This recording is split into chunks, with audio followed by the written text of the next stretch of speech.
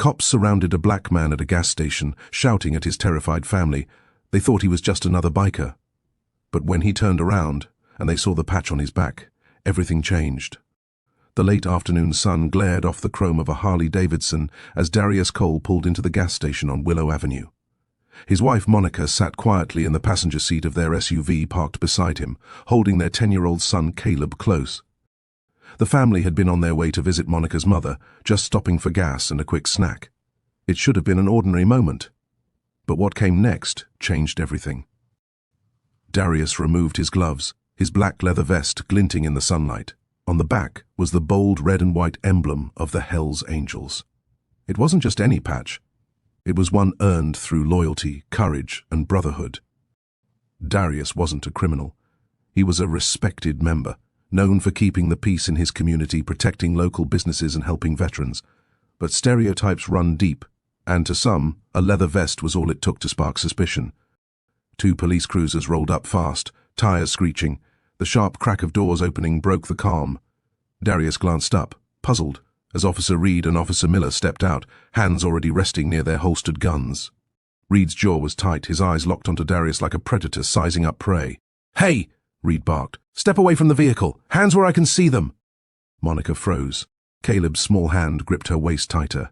Darius frowned, trying to keep his voice calm. "Officer, there's no need for that. I'm just getting gas. My wife and kid are right there." Reed's tone only grew sharper. "Don't talk back. We got a call about a suspicious biker matching your description. Step away now!" Darius sighed, the weight of countless similar encounters pressing on his chest.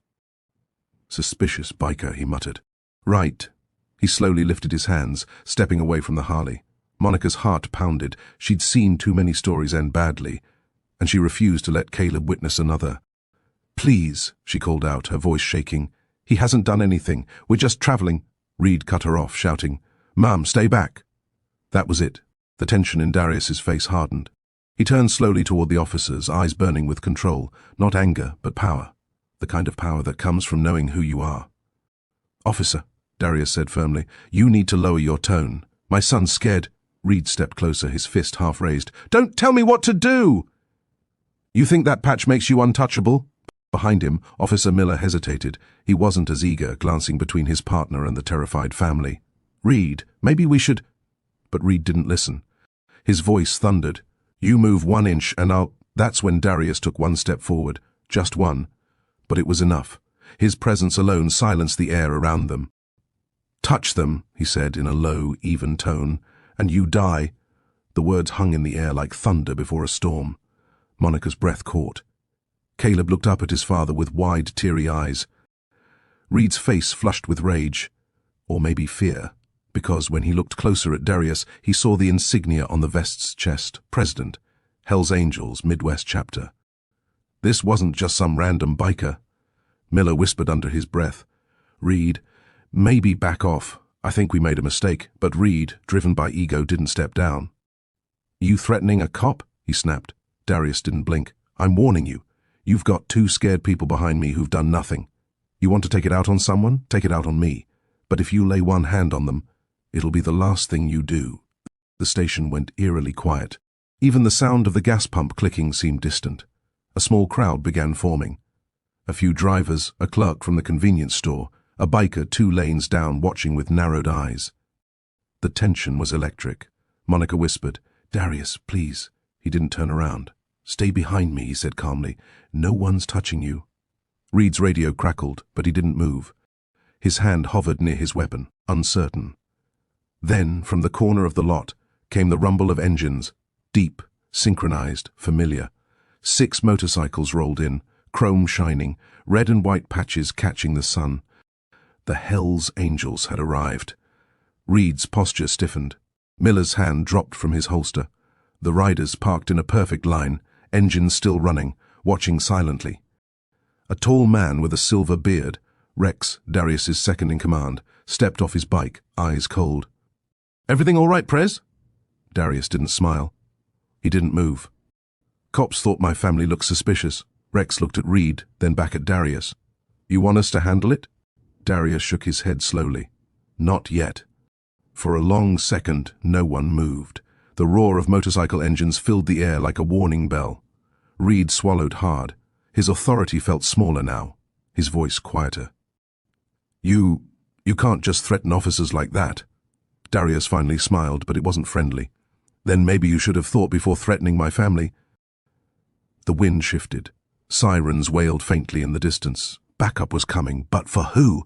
Monica squeezed Caleb's hand, whispering, "Stay close, baby." As the rumble of engines echoed around the gas station, Darius stepped forward, eyes locked on Reed. The real story, and the reckoning, had just begun. The low thunder of motorcycles still echoed through the gas station parking lot like rolling drums.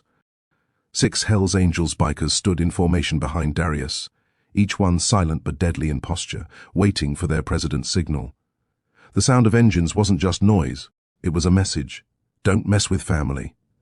Officer Reed's hand trembled slightly on his holster. He tried to hide it, squaring his shoulders as if he still had control of the situation. But the truth was obvious. Control now belonged to the man in the leather vest. "Call for backup," Reed muttered under his breath. Officer Miller already had. In the distance, 2 more squad cars were racing down the road, sirens cutting through the tense silence. Monica could hear them getting closer and instinctively pulled Caleb tighter against her. "Darius," she whispered, "this is getting out of hand. They're bringing more—" Darius didn't turn around. "Let them," he said flatly. "They need to see what happens when you threaten someone's wife and kid for no reason." Rex smirked, crossing his arms. "Prez, say the word. We'll line up the bikes in front of the station. No one gets in." "Not yet," Darius said again. His voice was deep, calm, but the kind of calm that comes right before a storm breaks. When the additional patrol cars arrived, 3 more officers stepped out, one of them wearing a sergeant's badge. Sergeant Lawson was older, level-headed, and clearly not happy to see his men in a standoff with a full biker chapter. He raised his hand, signaling for calm. "All right, everybody breathe. What's going on here?" Reed was quick to speak, pointing his finger at Darius. "This man threatened me and resisted an investigation." "Investigation?" Darius scoffed, folding his massive arms. "I was pumping gas with my family. He's the one who came at me shouting." Lawson's eyes darted between them, assessing. "Reed, did you even run a plate before drawing down?" Reed hesitated. "We had a call about a suspicious biker, sir. Fit the description," Lawson sighed, rubbing his temples. "You mean fit the description because he's black, wearing a vest and driving a Harley?" Reed's jaw tightened, but he didn't answer. The sergeant turned to Darius. "Sir, let's de-escalate this. No one needs to get hurt." Darius took a slow step forward, his boots scraping against the asphalt. His voice was low, controlled. "I don't want anyone hurt, Sergeant. But I'm not letting anyone put hands on my wife or son ever again. Not today." Monica looked at him, part terrified, part proud. Caleb's small fingers clung to her side. He'd never seen his father like this. Protective, unshakable, standing between danger and the people he loved most. Behind Darius, Rex leaned toward another biker named Tank.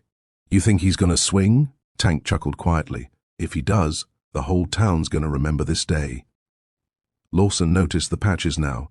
Not just any biker gang, but Hells Angels Midwest chapter. His tone shifted immediately. "You're the president?" he asked carefully. Darius nodded once. "That's right," Lawson exhaled.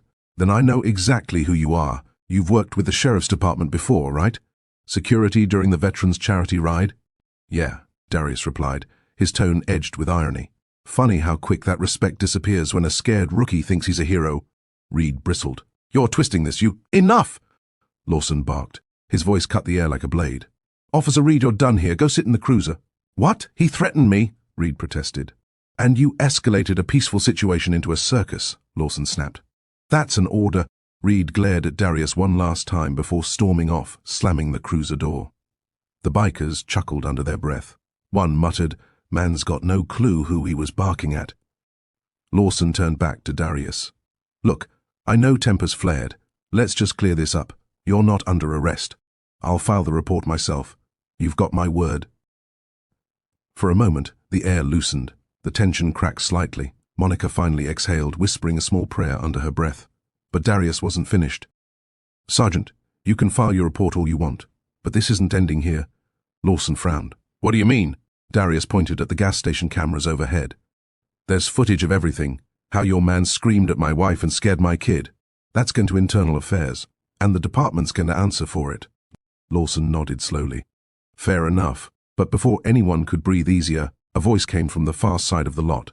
"Hey, that's him! That's the biker!" Everyone turned. A young man holding his phone was recording, the same one who'd made the original suspicious biker call. He looked shocked as he realized who was actually standing there surrounded by a full Hells Angels crew. Rex grinned, stepping toward him. "You the one who called the cops?" The man backed up fast. I didn't know who he was." Darius raised a hand. "Leave him." Then he turned to Lawson. "See? This is how it starts. One scared man makes a call because he sees a black biker and assumes trouble. And you send your men here ready for war." Lawson looked genuinely regretful now. "You're right. I can't defend that." Darius stared at him for a long second, then turned to his wife. "Monica, take Caleb to the car, but do it, baby," he said gently. As they walked toward the SUV, the bikers parted to let them through, each one nodding respectfully. Caleb looked back at his dad, his small voice trembling. "Dad, are you coming?" Darius smiled softly. "Always." When they were safely inside, Darius looked back at Lawson. "You're a good man, Sergeant. But your house is broken. Fix it before someone else's family pays the price." Lawson nodded. "I'll do what I can." But Darius already knew that wasn't enough. Some systems didn't fix themselves. Sometimes you had to shake the foundation. As the bikers fired up their engines again, the roar filled the sky. Darius swung a leg over his Harley, gave one last cold look toward Reed sitting in the cruiser, and muttered, "Lesson one's over." The engines thundered as the Angels rolled out. The family safe, the cops humbled, but the story far from finished, because what Darius didn't know was that by nightfall, that same officer would make a move that would push him to the edge. The night air over Willow Avenue was thick with humidity and silence. The world had calmed since the confrontation at the gas station, at least on the surface. But beneath that calm, anger simmered. Darius sat in the garage behind his house, wiping down his Harley under the dim glow of a single bulb. The sound of crickets filled the air, but his mind replayed every word from that afternoon. Reed's shouts, Monica's trembling voice, Caleb's frightened eyes. He had seen this story play out 1,000 times, a man in uniform crossing a line and nothing ever changing. But this time was different. This time they had footage, witnesses, and the backing of an entire Hells Angels chapter. Darius wasn't just another victim. He was a man with reach. The door creaked open, and Monica stepped in, her arms folded tightly across her chest. "You're still out here?" "Couldn't sleep," Darius said, running the cloth along the tank. Thinking or planning?" she asked softly. Darius looked up, half smiling. "Both." Monica sighed and came closer. "You did the right thing today, standing up for us. But please, Darius, don't let it go any further. Caleb's scared. I'm scared." He turned, resting his hands on her shoulders. "I know, baby. But Reed, he's not going to let it go. Guys like him never do," she frowned. "You think he'll come after you?" Darius looked out into the dark yard. "No. He'll come after us across town, officer." Reed sat alone in his cruiser, the dashboard light painting his face blue. The reprimand from Sergeant Lawson still echoed in his head. Suspension pending review, that's what the sergeant had said. Reed gritted his teeth, gripping the steering wheel until his knuckles turned white. How dare that biker make him look weak? In front of his team, the public, and the damn Hells Angels. He wasn't about to let that go. Pulling out his phone, Reed scrolled through a contact list until he found a name, Barton, a local tow truck driver and informant who owed him a favor. He hit call. "Yeah?" came the rough voice on the other end. "It's Reed," he said. "You know that biker from the gas station today? The black guy in the leather vest?" "I heard about it. Half the town's talking," Barton chuckled. "President of the Hells Angels or something?" "Yeah, him," Reed snapped. "I want to know where he lives." There was a pause. "You serious, man? That's suicide. Just do it," Reed growled. "You get me his address and you'll get paid." By morning, the address was in his inbox. Meanwhile, Monica was getting Caleb ready for school. The house felt normal again. Eggs on the stove, cartoons in the background, the smell of coffee drifting through the kitchen. But Darius's eyes kept flicking toward the window. He had that same instinct every biker learned early on. When trouble was brewing, you could feel it before you saw it. Rex stopped by around 9, parking his bike in the driveway. "Morning, Prez," he greeted, removing his gloves. "You get any sleep?" "Not much," Darius replied. "Heard from Lawson?" Rex nodded. "He called. Said internal affairs took Reed's badge for now. But word is the guy's furious, been drinking, talking trash." Darius exhaled slowly. "Yeah, figured as much." Rex tilted his head. "You want me to put some eyes on him?" "Not yet, but tell the boys to stay close," Darius said. "I don't trust silence." That night, a storm rolled in. Rain splattered against the windows as thunder rumbled in the distance. Monica tucked Caleb into bed, whispering prayers under her breath. Darius stood by the living room window, staring out at the dark street. The roar of an engine cut through the rain. Darius's muscles tensed. He stepped closer, parting the curtains slightly. A dark sedan parked 2 houses down. No headlights, just a silhouette inside. Rex's words echoed in his mind. He's been drinking, talking trash. "Monica," Darius called softly. "Get Caleb. Go to the back room." She froze. "What's wrong?" "Just do it, baby." He walked to the garage, grabbed the Glock he kept locked in his tool chest, and loaded it with slow precision. The moment he stepped outside, the rain soaked his vest, his boots splashing through puddles as lightning flashed overhead. The sedan door opened. Reed stepped out, unsteady, his uniform shirt half-buttoned, a bottle of whiskey in one hand and a pistol in the other. "Well, well," he slurred. "The big bad biker. Still think you're untouchable?" Darius didn't raise his weapon yet. "You don't want to do this, Reed." "Oh, I do," Reed sneered. "You humiliated me, cost me my job. Now I'm going to take something from you." Darius's jaw clenched. "You take one step toward that house, and you'll regret it for the rest of your life." Reed aimed his pistol, but his hand was shaking. "You think you scare me?"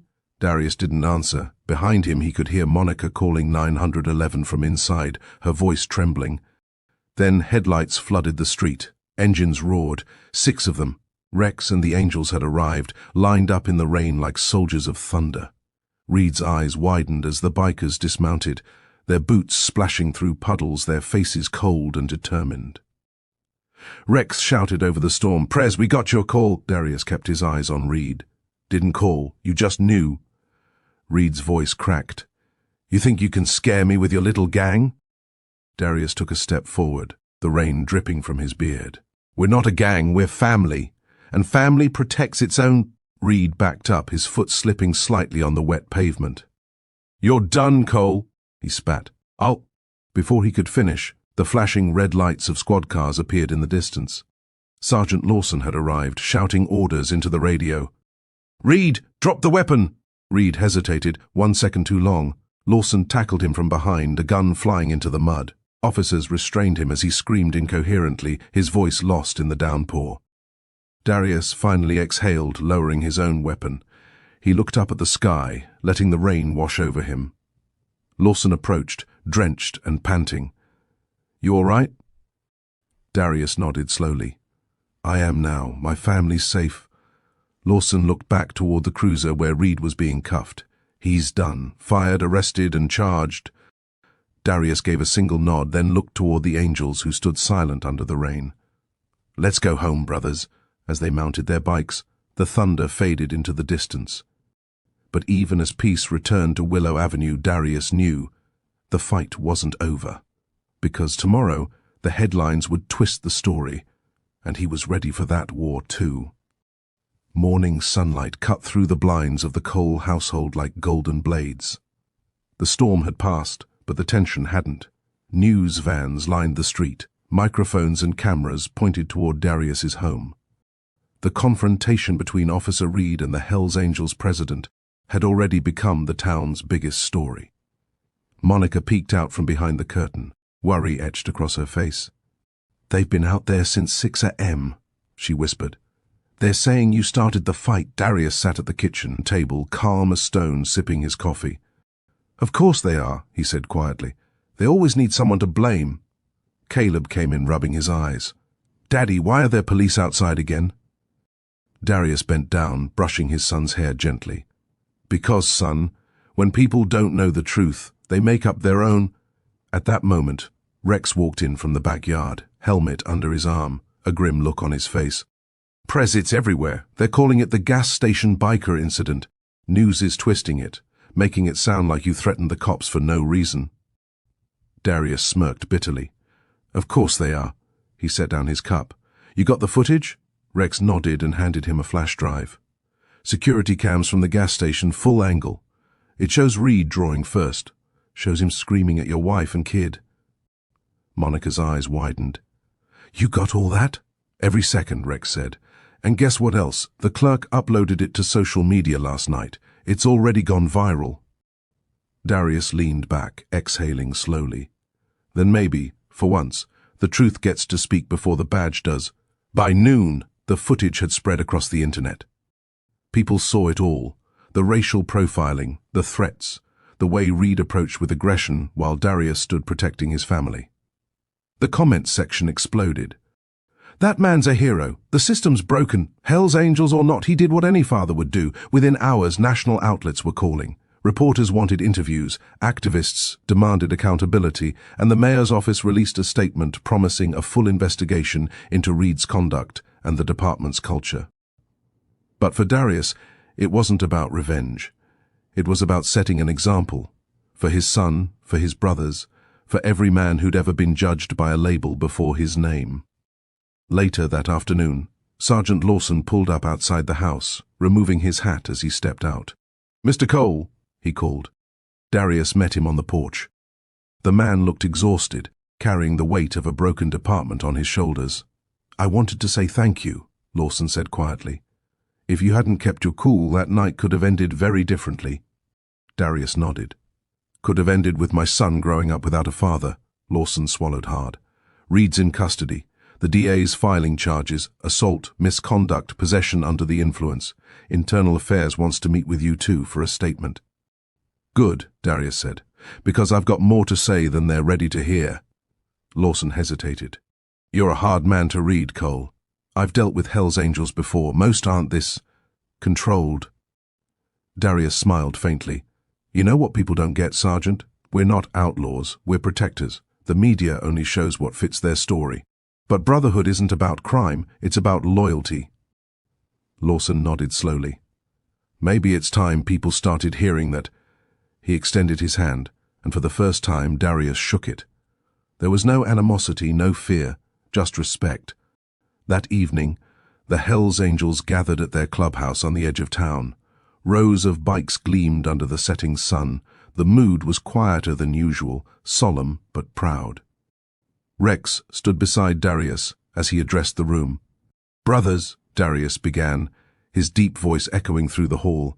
"Yesterday, they tried to paint us as criminals. Today, the world saw the truth." A cheer rippled through the crowd. They saw a father, a husband, a man standing up for what's right, Darius continued. "We didn't fight back with violence. We fought back with control. That's power they can't take from us." Rex raised his glass. "To family," the chorus echoed. "To family." Hours later, when the clubhouse quieted and most of the men had left, Darius stepped outside into the cool night air. The highway stretched before him, empty and peaceful. Monica's voice called softly from behind. "You did good, Dee." He turned to her, smiling. "Only because you believed in me." She leaned against him. "What happens now?" He looked up at the stars. "Now? We rebuild. We show them who we are. The patch on my back. It's not about rebellion. It's about resilience." Monica smiled. "You think people will understand that?" He kissed her forehead gently. "They will. One day. And if not for us, then for Caleb." The following week, a community rally was held in front of the courthouse. Hundreds gathered. Bikers, neighbors, veterans, and families of all colors. Signs read, "Justice for all" and "Protect, don't profile." When Darius stepped up to speak, the crowd fell silent. Cameras rolled. He stood tall in his leather vest, the Hell's Angels emblem shining under the sun. "Yesterday I was just another man filling up his tank," he began. "Then someone decided I was dangerous, not because of what I did, but because of what I looked like." Murmurs rippled through the crowd. "But here's the thing," he continued. "I won't hate that man, because hate's what got us here. What I will do is make damn sure no other father has to shield his family from a gun that should have protected them." Applause thundered through the square. Reporters leaned forward, capturing every word. Darius's voice rose stronger. "The Hell's Angels stand for loyalty, not fear. And as long as I wear this patch, I'll protect my people, not just my brothers, but anyone who's ever been judged by a stereotype." When he stepped down, Monica and Caleb ran into his arms. The crowd cheered louder, chanting his name. Somewhere behind the cameras, Sergeant Lawson watched with a small, proud smile. He knew what he'd witnessed wasn't just a speech, it was history being rewritten. As the sun dipped below the horizon, Darius stood beside his Harley, engine humming softly. He looked back once more at the crowd, then at his son. "Ready to ride, kiddo?" Caleb grinned. "Always, Dad." And with that, the engine roared to life, the sound not of rebellion but of freedom. The roar of a man who had faced injustice, fought it with honor, and showed the world what true power looked like.